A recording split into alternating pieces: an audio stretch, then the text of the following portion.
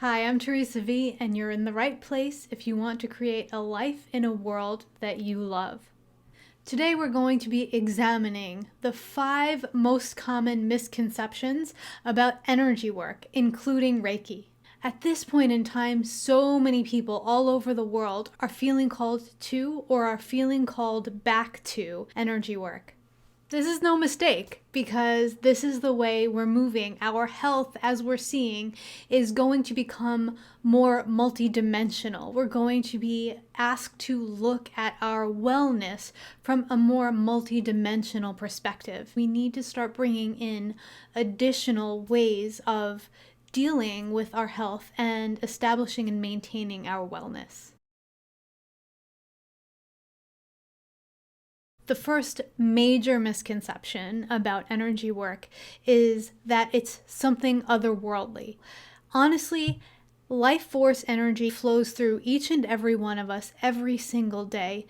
No matter what your belief system is or how you look at the world, you can wake up in the morning and understand if you have a surplus of energy or if you're feeling a little bit laggy and energetically depleted. We say things like, I just don't have a lot of energy today. I have so much energy today. When we are healthy and when the energy is moving well, it's moving up and down through our system like a current continuously. When we have a blockage somewhere in our energetic system, and this can be a physical blockage like we stubbed our toe or we're having stomach pains, or it can be an emotional, a mental, or a spiritual blockage like pain or suffering, that energy starts to slow down. That energy now hits this blockage and has to find a way around it. The blockage acts as a dam, and remedying this comes very naturally to us. And we can see that in our automatic response. If we hit our elbow on the wall or on a chair or something, the first thing we do is place our other hand on it and rub it. This is the understanding that energy has stopped flowing in that area and we need to create that energetic flow again. And moving the energy physically with our hand begins to create flow. If you're a parent and your child has a stomach ache, one of the first things you do naturally and instinctually is rub the child's stomach. It's the healing energy of our intention to make somebody else feel better through loving them, through giving attention. And it's also the natural inclination to gently move the energy so that that stagnation breaks itself up. So life force energy is nothing mysterious. It's nothing otherworldly. It's nothing other than the energy that flows through you every day and can become blocked because of any sort of trauma or any sort of illness. And the energy work is a natural response to assisting that energy to begin moving again, to bringing loving attention to that area. The hand chakras are very powerful.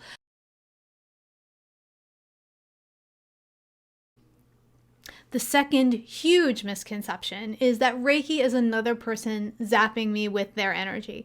What happens during an energy therapy session or a Reiki session is that the energy comes through each and every one of us, whether you are attuned to practice or not. It's coming through us every single day. When you go for an energy session, the person is just there holding the space. Through training, a person learns techniques to find where energy is blocked in the body and to bring the love and attention there that will help you to release what you are ready to release on your own. Your body is actually going to do the healing. The person has learned the technique, but the energy is not theirs. Now, if you're a practitioner and you find yourself being really tired after a session, you can be sure that you are using your own energy instead of allowing the energy to flow through you. And I'm talking about tired, like tired, exhausted, not tired, relaxed. We can feel very relaxed after a session, almost like we've had a session ourselves.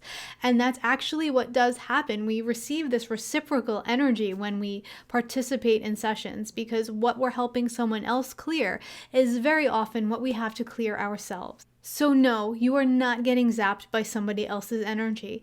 And I have gotten asked more times than you can imagine at the end of a session, oh my gosh, you must be tired. We just did so much work.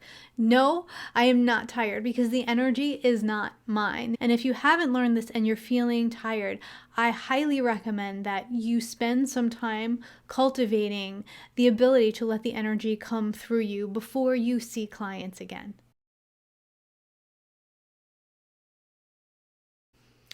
The third misconception is something I've heard a lot lately, even from people who have studied energy for so long. It's the idea that you have to be in some way worthy to receive the benefits of having energy work.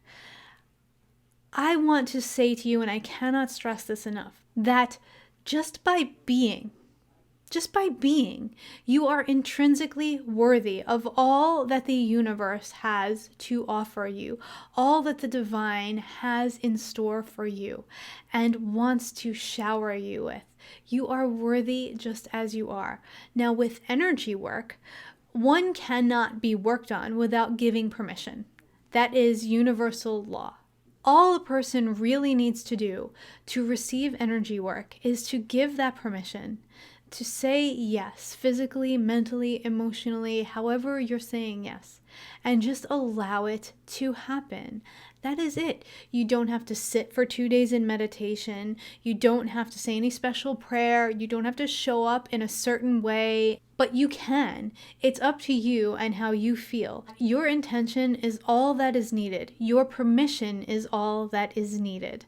Your body has emotional intelligence. Your entire energetic system has emotional intelligence. And what will be cleared is the exact right thing for you today. And this is just a reminder to practitioners that we do need that buy-in, either a physical and verbal yes from somebody or a spiritual yes, their spirit telling us, yes, I do want to receive energy before we send the energy. We've been seeing a lot of really beautiful intention, people sending energy out all over the world. Just make sure before you do that it is being received by someone on the other end. And if it is not, just be sure that it is held in some way for the exact right time for people to receive it. The fourth misunderstanding, and one that I wish we were done with as a society, oh my gosh, is that energy work is spiritual and it should be free. This is that lack and limitation consciousness. This is those vows of poverty that continuously come up for us to clear.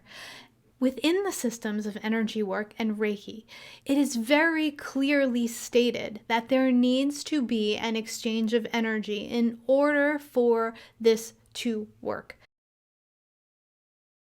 So we need to stand in the value of what we're bringing. We've taken training, we have practiced a lot. We have done a lot of good with what we bring to the table.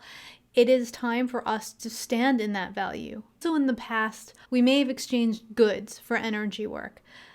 At this moment in time, the way that we exchange is through financial exchange. It is the easiest, most direct way. We can then buy our own goods. And if the world changes from here, then we'll adapt to that.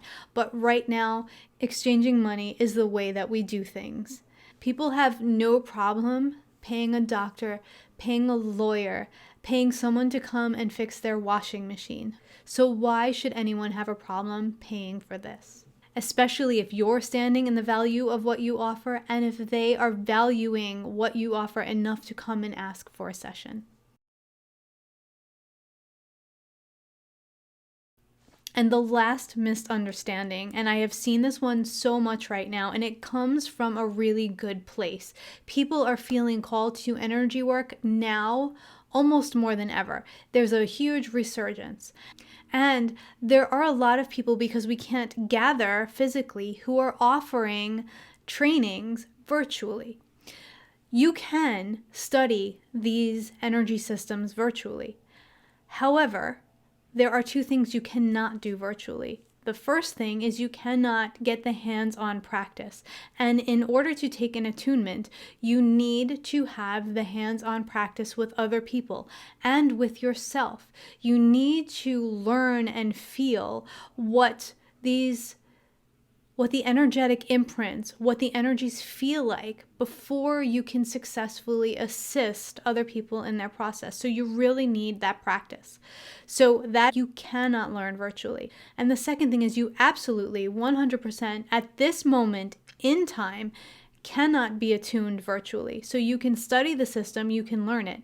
But if somebody is offering you a virtual attunement, know that that is not an effective way. In order for energy systems to be passed from one person to the next, there needs to be physical contact. The energy needs to flow physically from the teacher to the student and open up the system and clear the system so that you can then hold the frequency and allow the energy to flow through you. I've heard people saying, oh, my frequency is such that I can do this now, or yeah, I'm in the 5D, or I've been given this divine dispensation. Know that at that moment, when those people are saying those things, they are in their ego. Reiki and other forms of energy work do not work when there is ego present. So if you have received a virtual attunement and you're wondering what to do, all you need to do is find a teacher who is teaching in person and tell that person what you experienced, maybe even show them the materials that you learned from, and work with them to figure out if you need to take the whole training again or if you can just come for the attunement part of the training. And then you will have the whole package. So just trust that you'll be led to the exact right place to get exactly what you need. If all this talk about energy work sounded really good to you, then I invite you to receive energy every single day in the membership. The membership is a monthly program where I send healing energy to everyone who signs up every single day. This energy helps you move through your own blockages, helps with your own healing, and is received by you and your energetic system exactly when and exactly how is needed. Each month there's a meditation that helps you to explore aspects of your spirituality, aspects of your personal development much deeper than you ever have before. And each month there's a gathering of the whole community as we get together with live video and talk about what's going on. The angels channel messages and we ask questions and we communicate with each other and hold each other in the energy of love and the energy of healing and vibrancy. If this sounds great to you, I would love to welcome you into the membership. Check out the link in the description of this video or in the comments. And if you know anyone who this information would help, please, as always, feel free to share this video far and wide and to let people know about the membership. If you join with friends, you're more likely to show up and have a great time. I look forward to connecting with you soon. Thank you so much, as always, for being here and for being you, especially at this very moment in time. We'll talk soon. Bye, everyone.